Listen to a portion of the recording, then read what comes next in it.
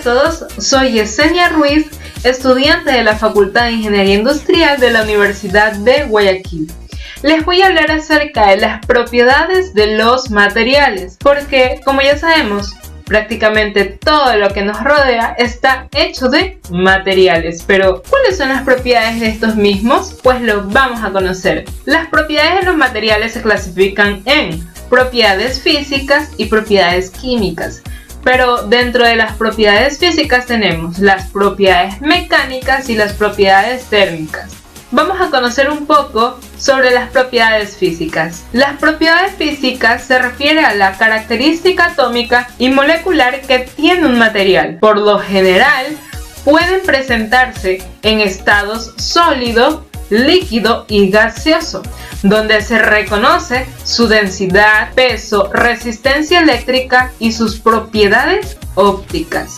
Vamos a conocer un poco más acerca de estas propiedades físicas, como las propiedades mecánicas. Dentro de las propiedades mecánicas tenemos la elasticidad, que es la capacidad que tienen los materiales para recuperar su forma una vez que se haya desaparecido la fuerza que los deformaba. Como por ejemplo tenemos la elastina, el hule, el nylon, el látex, la goma, el chicle, la banda elástica, los globos.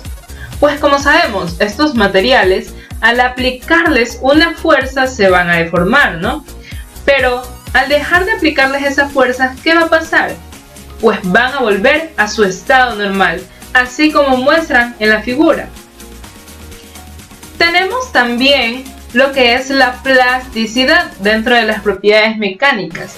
La plasticidad es la capacidad que tiene un material para conservar la nueva forma una vez que se le haya aplicado una fuerza o acción sobre esta, como por ejemplo la arcilla, la plastilina, el plástico. Pues nosotros podemos moldearlo a la forma que queramos y estas van a adoptar esa forma. ¿Y qué pasará? No van a volver a la normalidad como en la elasticidad, ¿no? Tenemos también lo que es la maleabilidad. Dentro de la maleabilidad podemos reconocer tanto a las láminas de aluminio, las láminas de plástico, las láminas de papel.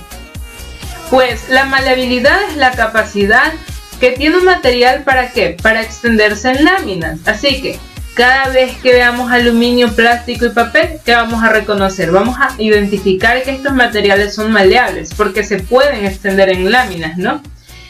Cuando son sometidos a rodillos de laminación.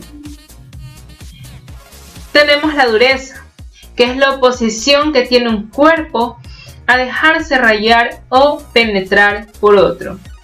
Dentro de estos tenemos el acero, el diamante, el cobre, pues son materiales duros. En el ejemplo ahí, como podemos observar, tenemos tanto el yeso como el topacio. Pero ¿qué pasa? El uno se deja rayar y el otro, al aplicarle una fuerza, como por ejemplo el cuchillo, no se deja rayar, ¿verdad? ¿Qué quiere decir? Que el yeso es más débil que el topacio tiene mayor dureza que el yeso. Tenemos también la fragilidad, que reconocemos que el material tiende a romperse en añicos cuando una fuerza impacta sobre él. Dentro de estos claramente podemos reconocer que tenemos al vidrio, a la cerámica y al ladrillo. Pues nosotros al dejarlo caer, ¿qué pasará? Se rompen añicos, ¿no?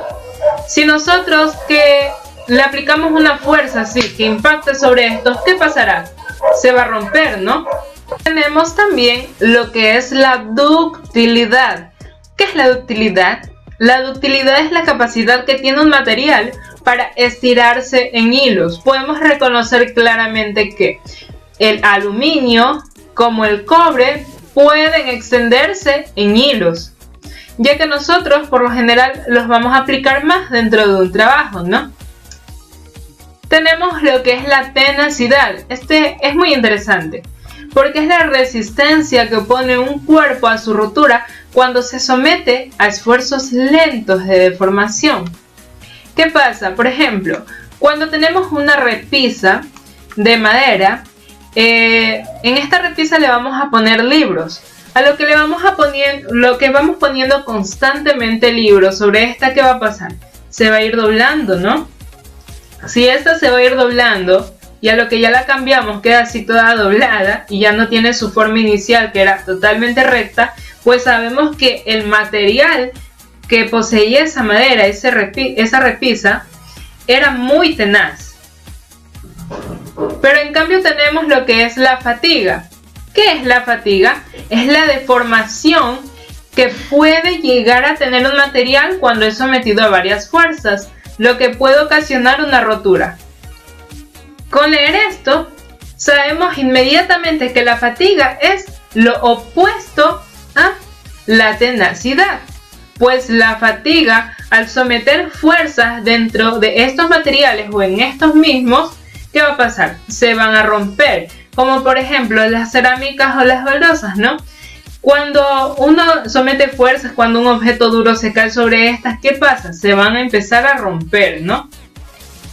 Tenemos también las cadenas de columpio. Las cadenas de columpio, al ser sometidas a varias fuerzas, en este caso el peso de varios niños, ¿qué va a pasar? Se rompen. Y las cadenas, las cerámicas de piso, como ya les di en el ejemplo. Tenemos también lo que es la resiliencia. Es la resistencia que opone un cuerpo a los choques bruscos o golpes. Es la capacidad que tiene un material para recuperar su forma después de emplear una fuerza deformadora en estos. Podemos reconocer más como resiliencia aquellos materiales elásticos, pues al someter una fuerza elástica dentro de estos mismos van a recuperar su forma una vez se haya desaparecido la fuerza, ¿no? Como por ejemplo los resortes. Los resortes, al aplicarles una fuerza y soltarlos, ¿qué va a pasar? Va a volver a su estado normal, ¿verdad? Entonces esa es la característica de la resiliencia. Tenemos también la maquinabilidad, que es la facilidad que tiene un cuerpo para dejarse cortar por arranque de viruta. La viruta es una máquina para dar forma a un material súper duro, como por ejemplo el acero. Si al acero no le podemos dar la forma como queramos, así normal, entonces tenemos que someterlo a la fuerza de una máquina como es la viruta. Ahora tenemos lo que son las propiedades térmicas. Las propiedades térmicas son aquellas que se dan a conocer cómo reaccionan los materiales al ser sometidos al calor. En estas propiedades podemos encontrar la dilatación térmica, el calor específico, la temperatura de fusión, la conductividad térmica, el calor latente de fusión. Podemos clasificarlos en conductividad térmica, que es la capacidad de los materiales de conducir o transmitir el calor o de transferir el movimiento cinético de sus moléculas a otras moléculas adyacentes o a otras sustancias con las que está en contacto. La conductividad térmica es elevada en metales y cuerpos continuos en general, como por ejemplo el acero, y es especialmente baja en los materiales aislantes térmicos como pueden ser la lana de roca, fibra de vidrio o poliuretano. Un ejemplo de la vida diaria que podamos identificar como conductividad térmica tenemos las ollas de acero, pues estas son grandes conductoras térmicas, ya que al ser sometidas al fuego van a dejarse calentar, ¿no? Porque ya gracias a esta podemos nosotros cocinar nuestros alimentos. Tenemos lo que es la resistividad térmica, que es la capacidad de los materiales para oponerse al paso del calor. Es lo contrario a la conductividad térmica. Como por ejemplo tenemos aquellos materiales que son la porcelana. Como tenemos los vasos de porcelana, cada quien siempre debe tener aunque sea un vaso de porcelana en su casa. Sabemos que al poner agua caliente en estos mismos, ¿qué va a pasar? No nos vamos a quemar mucho, ¿verdad? No se va a sentir tanto el calor como poner agua caliente en un vaso de aluminio, ya que el aluminio sí es un conductor térmico, en cambio la porcelana no lo es. Tenemos la dilatación térmica. Es el tamaño que aumenta un material cuando se eleva a la temperatura del mismo. Las juntas de dilatación separadoras en construcción se hacen para que, con los aumentos de temperatura y el consiguiente aumento de volumen, el material pueda expandir o alargarse libremente.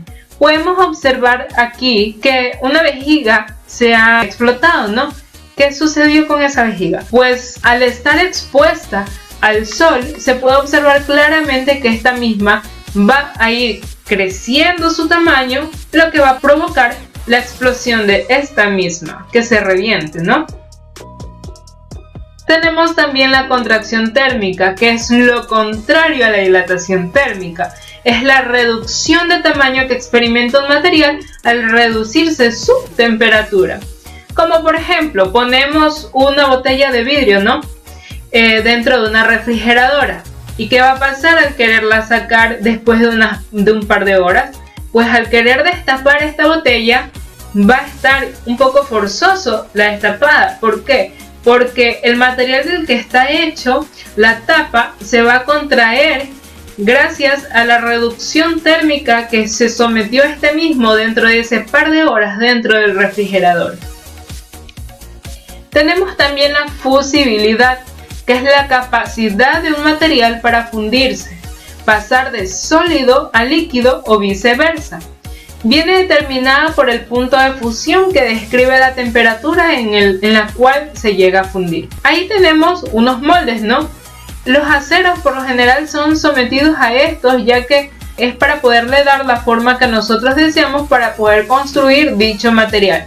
Entonces, si no se le puede dar ni por arranca de viruta ni por alguna otra manera, entonces se lo somete a la fusibilidad para que estos lleguen a su máximo punto de fusión y se dejen manejar de manera líquida. Tenemos también la soldabilidad. Muchos conocemos de esto, ¿no? Siempre vemos a un soldador de la esquina haciendo su trabajo. Esta es la capacidad de un material para soldarse, consigo mismo o con otro material.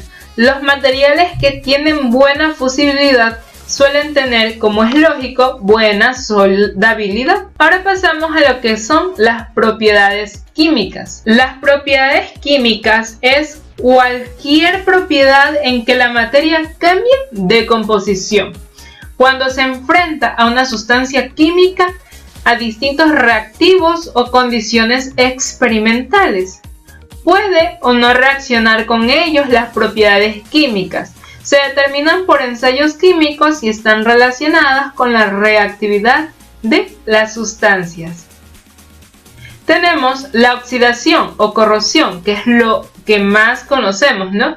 Que es cuando un material se combina con el oxígeno, ya que son agentes que nosotros normalmente vamos a tener en el ambiente. Entonces, cuando un material como el acero se combina con el oxígeno, por tanto tiempo y sin ser tratado, pues este mismo va a empezar a oxidarse.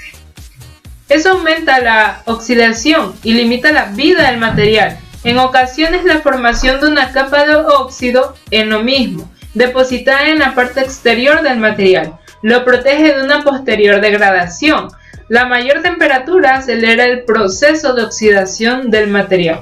Es decir, que si este material, que es alto en oxidación, está en una alta temperatura, va a ser más probable que se oxide, ¿no?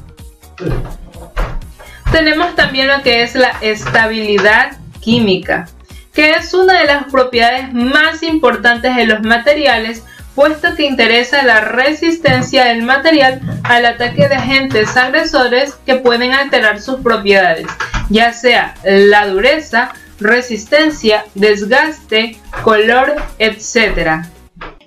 Pues por eso es que la estabilidad química es una propiedad muy importante, ya que de esa manera nosotros podemos reconocer que el material con el que estemos trabajando sea resistente a los distintos tipos de desgaste o en la superficie en el que los pongamos a prueba.